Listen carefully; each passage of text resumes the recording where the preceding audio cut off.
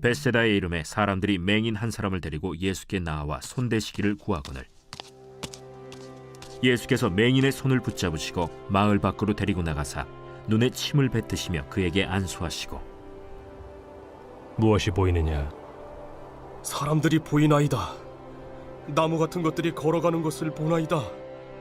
이에 그 눈에 다시 안수하심에 그가 주목하여 보더니 나아서 모든 것을 밝히 보는지라. 예수께서 그 사람을 집으로 보내시며 마을에는 들어가지 말라 하시니라. 예수와 제자들이 빌립보 가이사랴 여러 마을로 나가실새 길에서 제자들에게 물어 사람들이 나를 누구라고 하느냐? 세례 요한이라 하고 더러는 엘리야, 더러는 선지자 중에 하나라 하나이다. 너희는 나를 누구라 하느냐? 베드로가 대답하여 이르되 주는 그리스도시니이다. 이에 자기의 일을 아무에게도 말하지 말라 경고하시고 인자가 많은 고난을 받고 장로들과 대제사장들과 서기관들에게 버림받아 죽임을 당하고 사흘 만에 살아나야 할 것을 비로소 그들에게 가르치시되 드러내놓고 이 말씀을 하시니 베드로가 예수를 붙들고 항변하매 예수께서 돌이키사 제자들을 보시며 베드로를 꾸짖어 사탄아, 내 뒤로 물러가라. 내가 하나님의 일을 생각하지 아니하고 도리어 사람의 일을 생각하는도다. 무리와 제자들을 불러 이르시되 누구든지 나를 따라오려거든 자기를 부인하고 자기 십자가를 지고 나를 따를 것이니라. 누구든지 자기 목숨을 구원하고자 하면 잃을 것이요 누구든지 나와 복음을 위하여 자기 목숨을 잃으면 구원하리라. 사람이 만일 온 천하를 얻고도 자기 목숨을 잃으면 무엇이 유익하리요? 사람이 무엇을 주고 자기 목숨과 바꾸겠느냐? 누구든지 이 음란하고 죄 많은 세대에서 나와 내 말을 부끄러워하면 인자도 아버지의 영광으로 거룩한 천사들과 함께 올 때 그 사람을 부끄러워하리라.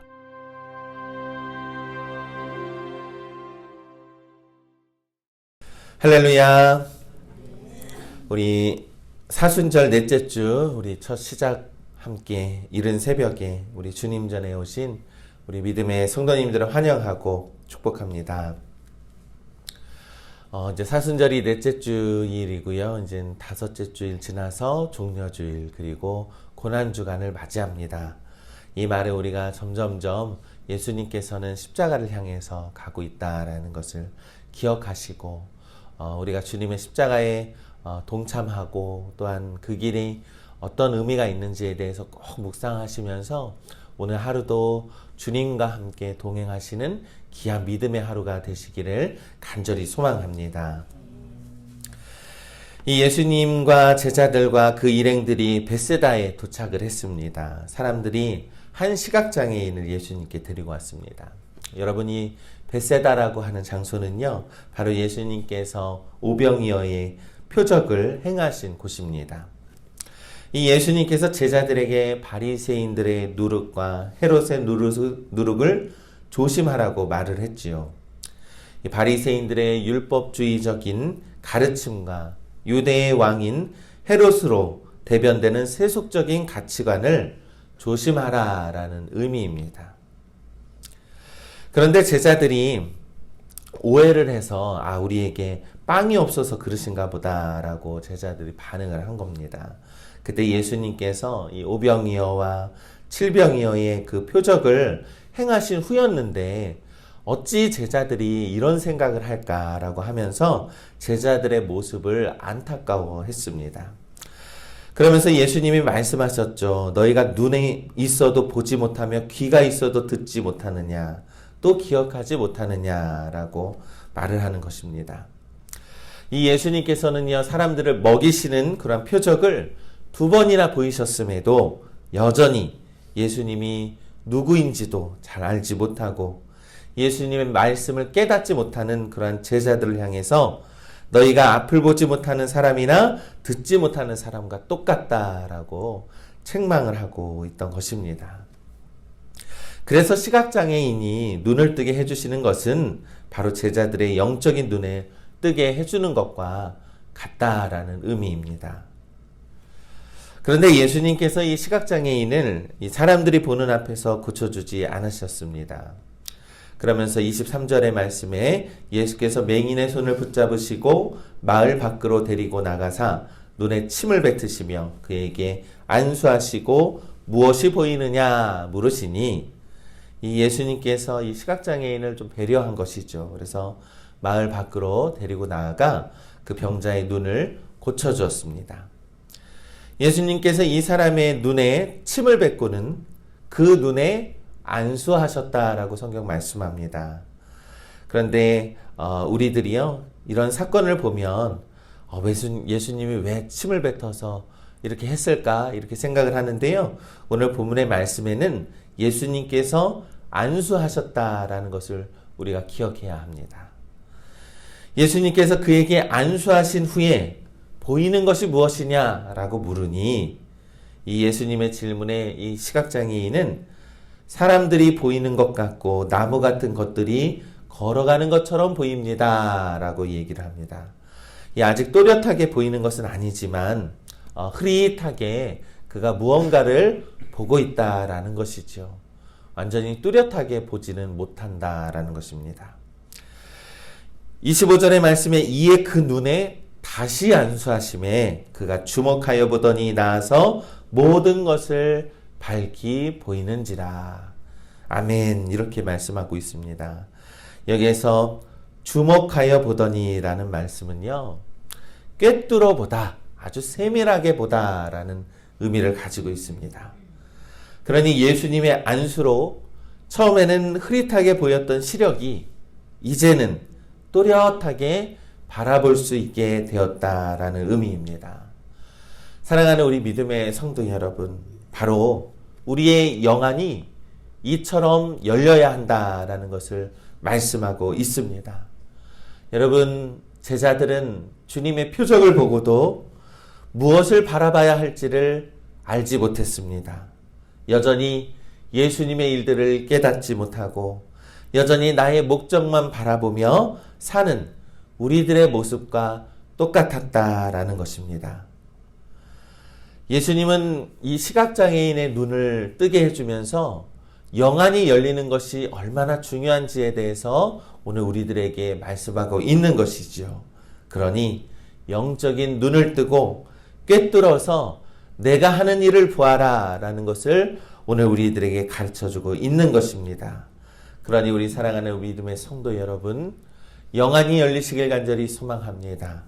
성령이 주시는 그 은혜를 받아서 주님이 하시는 일을 꿰뚫어 보고 우리가 주님의 마음을 헤아리는 우리 믿음의 성도님들 되시기를 간절히 소망합니다.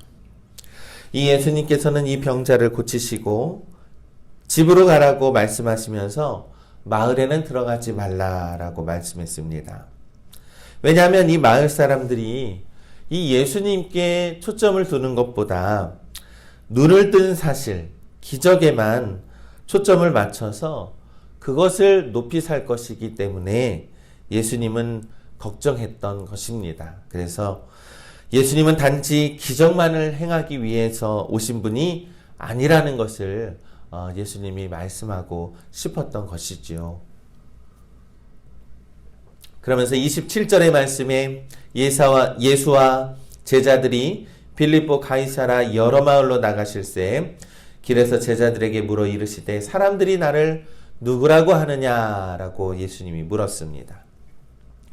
여러분, 이 빌립보 가이사라라는 곳은요, 헤롯 왕이 기존의 도시를 확대하여 자신의 이름을 집어넣은 그런 도시입니다. 그리고 로마 황제의 이름인 이 가이사르라는 이름을 합쳐서 빌립보 가이사라라고 명명을 했는 것인데, 이 당시 로마 황제의 이름을 붙인 도시에는요, 반드시 로마 황제를 위한 신전이 있어야 했습니다. 그래서 다른 신들과 함께 로마 황제도 신으로 이렇게 숭배해야 했던 그러한 도시였던 것이죠. 그런데 예수님께서 이러한 장소에서 제자들에게 사람들이 나를 누구라고 하느냐라고 물으신 것입니다. 그때 제자들이 이렇게 말을 하죠. 제자들이 여자와 이르되 세례 요한이라 하고 더러는 엘리야 더러는 선지자 중에 하나라 하나이다. 근데 예수님이 또 물으십니다. 너희는 나를 또 누구라고 하느냐라고 했을 때 베드로가 대답하여 이르되 주는 그리스도시니이다. 아멘. 이렇게 고백을 했습니다. 여러분, 이 고백 우리가 너무나도 잘 알고 있는 고백이죠. 이 고백은요, 예수님에 대해서 가장 잘 표현한 그러한 고백입니다.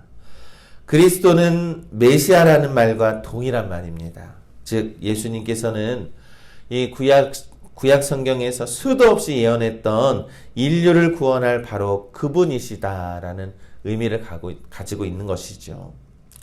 이 예수님께서는 그 고백을 들으시고 베드로에게 아무에게도 그 사실을 알리지 말라라고 경고를 했습니다.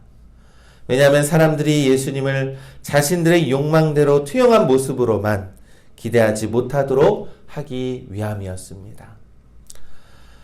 그러면서 31절에 예수님이 자기의 죽음에 대해서 예고를 합니다. 인자가 많은 고난을 받고 장로들과 대제사장들과 서기관들에게 버림받아 죽임을 당하고 사흘 만에 살아나야 할 것을 비로소 그들에게 가르치시니이다.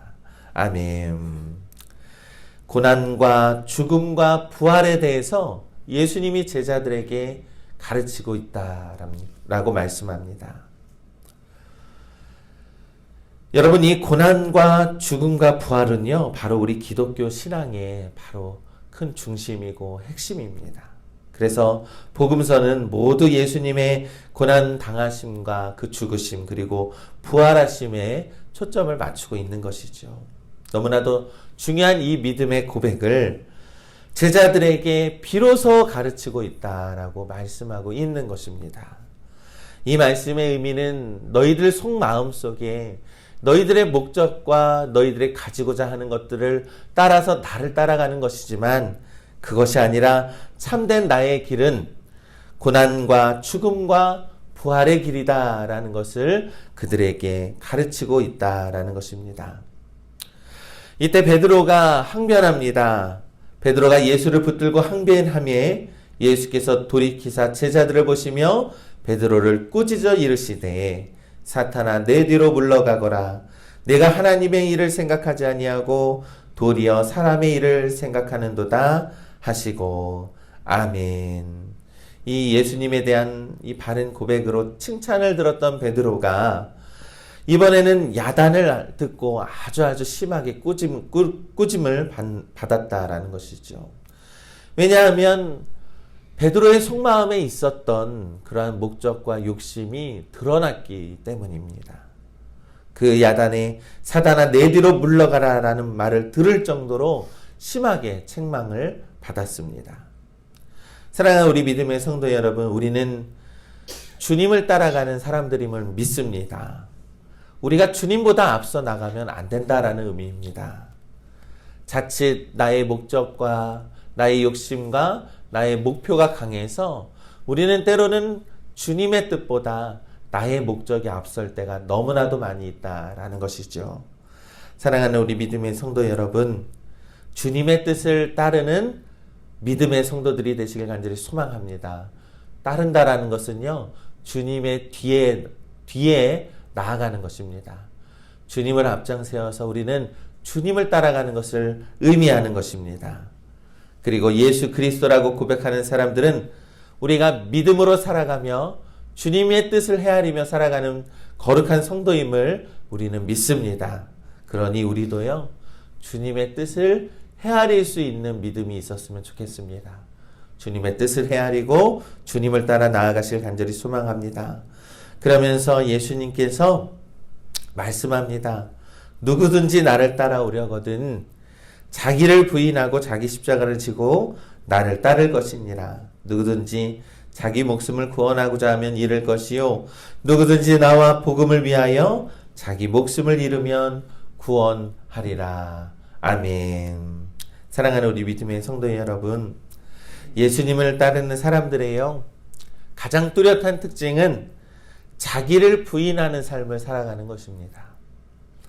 자기를 부인한다라는 것은 자기 자신을 자기 인생의 중심에 두고 사는 것이 아니라 주님을 중심에 두고 살아가는 것임을 우리는 믿습니다. 하나님의 말씀 안에서 철저히 내 자신을 죽이시고 온전히 생명의 길이 무엇인지 주님의 십자가의 길을 따라가는 것, 그것이 바로 믿음의 길일 줄을 우리는 믿습니다. 또한 예수님께서는 자기를 부인하는 것을 자기의 십자가를 지고 가는 것이라고 오늘 말씀하고 있습니다. 여러분, 우리에게는 주님께서 맡겨주신 그런 십자가가 있다라는 것입니다.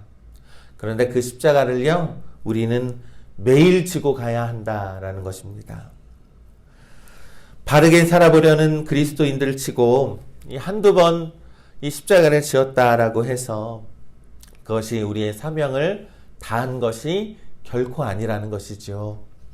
사랑하는 우리 믿음의 성도 여러분, 자기의 십자가를 짊어지고 주님을 따라가는 것은 결코 쉬운 일은 아닐 것입니다. 그러나 우리가 주님이 가셨던 그 길을 늘 묵상하면서 우리도 감당하며 나아가시기를 간절히 소망합니다.